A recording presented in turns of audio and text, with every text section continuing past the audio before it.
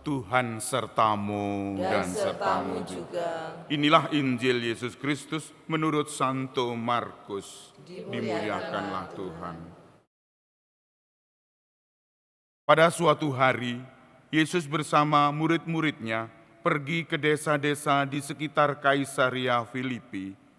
Di tengah jalan, Yesus bertanya kepada murid-muridnya, kata orang, "Siapakah aku ini?" Para murid menjawab, ada yang mengatakan Yohanes Pembaptis, ada juga yang mengatakan Elia, ada pula yang mengatakan seorang dari para nabi. Yesus bertanya lagi kepada mereka, tetapi menurut kamu, siapakah aku ini? Petrus menjawab, engkaulah Mesias, engkaulah adalah Mesias. Lalu Yesus melarang mereka dengan keras supaya jangan memberitahukan kepada siapapun tentang Dia. Kemudian mulailah Yesus mengajarkan kepada mereka bahwa Putra Manusia harus menanggung banyak penderitaan. Ia akan ditolak oleh tua-tua, oleh imam-imam kepala dan ahli-ahli Taurat, lalu dibunuh dan bangkit sesudah 3 hari. Hal ini dikatakannya dengan terus terang. Tetapi Petrus menarik Yesus ke samping dan menegurnya dengan keras. Lalu berpalinglah Yesus dan sambil memandang murid-muridnya, ia menegur Petrus dengan keras, "Enyahlah iblis, sebab engkau bukan memikirkan apa yang dipikirkan Allah, melainkan apa yang dipikirkan manusia." Lalu Yesus memanggil orang banyak dan murid-muridnya dan berkata kepada mereka, "Jika seseorang mau mengikuti aku, ia harus menyangkal dirinya, memanggul salibnya, dan mengikuti aku. Karena siapa saja yang mau menyelamatkan nyawanya, ia akan kehilangan nyawanya. Karena aku dan karena Injil, ia akan menyelamatkannya." Demikianlah Injil Tuhan. Terpujilah Kristus.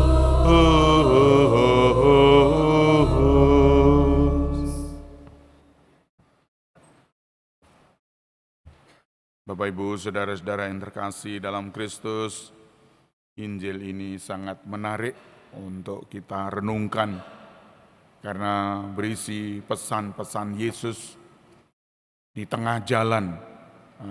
Pesan ini disampaikan di tengah jalan. Artinya perjalanan dari Nazaret sampai ke Yerusalem di tengah jalan. Maka kita yang selalu hidup di tengah jalan harus bisa menyampaikan hal ini kepada umat, kepada saudara-saudara, kepada anak-anak kita. Harus bisa menghibur. Kalau di tengah jalan rotok lemes, harus dihibur dengan sabda-sabda ini. Ini adalah sabda penghiburan. Oh, begitu mengikuti Kristus. Oh, begitu. Ini menguatkan para murid. Belum pernah selama ini Yesus menyatakan keinginannya. Belum pernah. Tapi kali ini Yesus betul-betul menyatakan, barang siapa mengikuti aku, ia harus menyangkal diri, memanggul salib, dan mengikuti aku. Ini adalah hal yang sungguh-sungguh menghibur, menguatkan, mencerahkan. Baru orang bisa melihat. Tapi di tengah jalan, ini semacam evaluasi untuk Yesus. Siapakah aku menurut orang-orang? Jangan-jangan orang-orang ini salah tangkap tentang aku. Harus dijelaskan, Bapak, Ibu, saudara-saudara. Yang kedua, bahwa inilah sabda Tuhan yang sungguh-sungguh agung. Karena Dia menyampaikan hal-hal pokok-pokok untuk keselamatan mengikutinya. Mengikuti Yesus adalah tidak hanya menyertai saja. Kalau mengikuti Yesus hanya menyertai, Yesus di sana kita ikut, Yesus di sana kita ikut. Tidak hanya seperti itu. Mengikuti Yesus meskipun dia tidak ada secara fisik, tapi terbayang dalam diri kita. Oh, itu mengikuti Yesus. Harus menyangkal diri. Di mana hidup kita selalu orang jor-joran, orang bangga-banggaan. Kalau kita menang terhadap sesuatu, harus ditunjukkan, sayalah yang memperjuangkan, sayalah yang tidak tergantung dari masyarakat pada umumnya. Anak-anak kita tidak, tapi saya harus menunjukkan diri, harus menunjukkan. Ini bukan menyangkal diri. Memang berbeda dengan tradisi Jawa yang harus rendah hati, yang harus nggih, yang harus tanpa berkata-kata, harus diam. Tidak, tetapi kita yakin bahwa ini adalah perbuatan saya. Mungkin saat-saat pertama tidak diakui orang-orang. Orang lain diakui orang lain. Tapi pada akhirnya dia yang menonjol, dia yang Oleh karena itu Bapak Ibu, kita sering mengalami menyangkal diri ini. Meskipun kita melakukan, tetapi tidak perlu harus berkoar-koar. Tidak perlu harus menyatakan hal itu. Misalnya kita orang Katolik lalu hidup dalam komunitas tertentu, kita berbuat sesuatu yang sungguh-sungguh brilian, membuat komunitas kita bergerak maju ke depan. Kita tenang-tenang saja. Orang lain baru geger, tapi kita tenang-tenang saja. Masih banyak yang harus kita lakukan. Jenderal pun juga harus menyangkal diri. Dia pada waktu kerja bakti, dia kerja bakti. Pada waktu jaga malam, dia harus jaga malam. Meskipun jenderal, pembesar, kita tidak memperdulikan diri kita. Yang dipentingkan di sini acaranya apa, harus berbuat sesuatu. Bapak Ibu, saudara-saudara, sering dalam hidup kita, komunitas, orang dan anak-anak kita seperti orang tua. Orang tua pada umumnya harus dituakan. Kadang-kadang harus menyangkal diri. Kita adalah sejajar dengan anak-anak. Kita kadang-kadang seperti anak-anak, main-main dengan anak-anak, sendau-guro dengan anak-anak. Tidak selalu berwibawa, terus mententeng. Kata-katanya harus dituruti.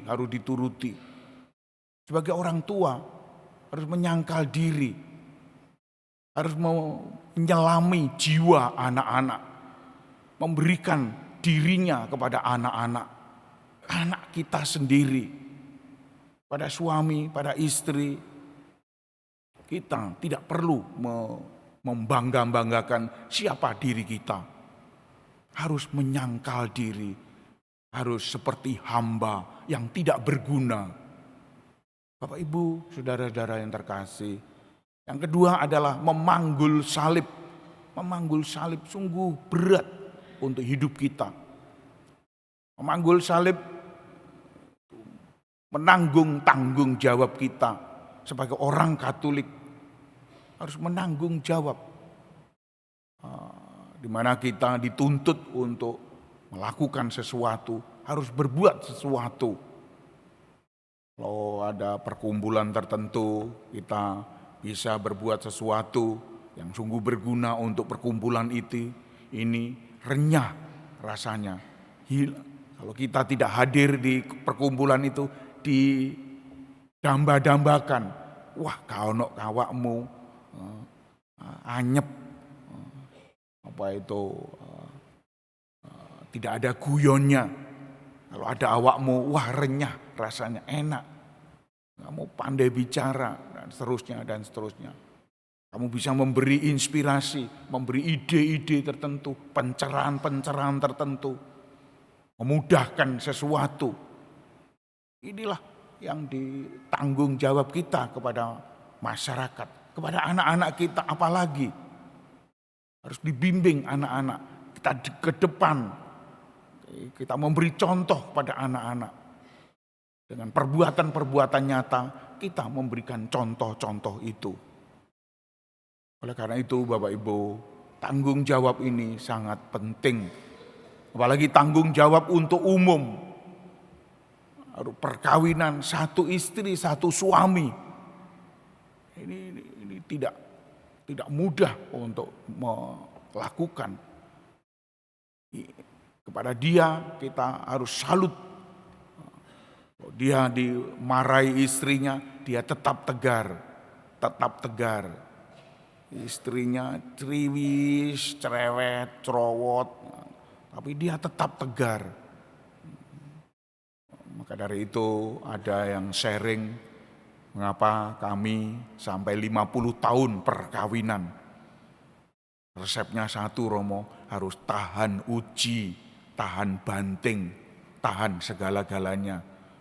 Maksudnya ibunya anak-anak ini, wah wis lalu gini, bayaran gede yang ini, bayaran cilik apalagi ini, terus tapi harus tahan.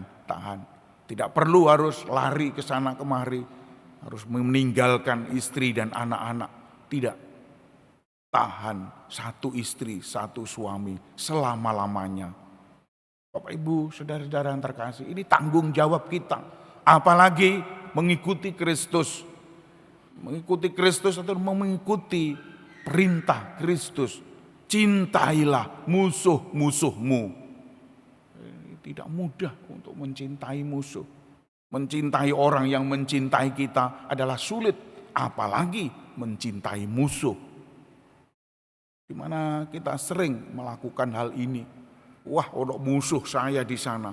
Wis menghindar saja daripada kecipratan darah. Saya di sana, wah menghindar saja. Wis gak usah omong-omongan, langsung ngalih pamit ya, sorry ya, aku ono urusan. Padahal nang kono di situ ada musuhnya. Menghindar. Bapak Ibu, mencintai musuh adalah mendekati musuh. Setia kepada musuh, meskipun omongannya seperti itu, tapi dia tetap tagar. Ya, tidak perlu dihiraukan teman-teman lah. Saya kira tidak selalu umat maaf tetangga-tetangga kita itu omongannya seperti yang di sebelah sana. Tidak. Kadang-kadang memang ngamuk-ngamuk, tapi ya banyak yang tidak ngamuk-ngamuk. Kalau kita dekat dengan orang, dekat dengan musuh kita, akan diam dia itu. Dia karena jauh, maka dia akan berbunyi. Itu sering saya alami semacam ini.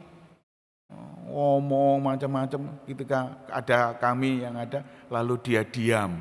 Lalu kita dekat, dia sapa, salaman dan seterusnya. Akhirnya tidak ngomong apa-apa. Kalau tidak ada kita, waduh ngelek. Itulah musuh-musuhmu. Cintailah mereka, berdoalah untuk mereka.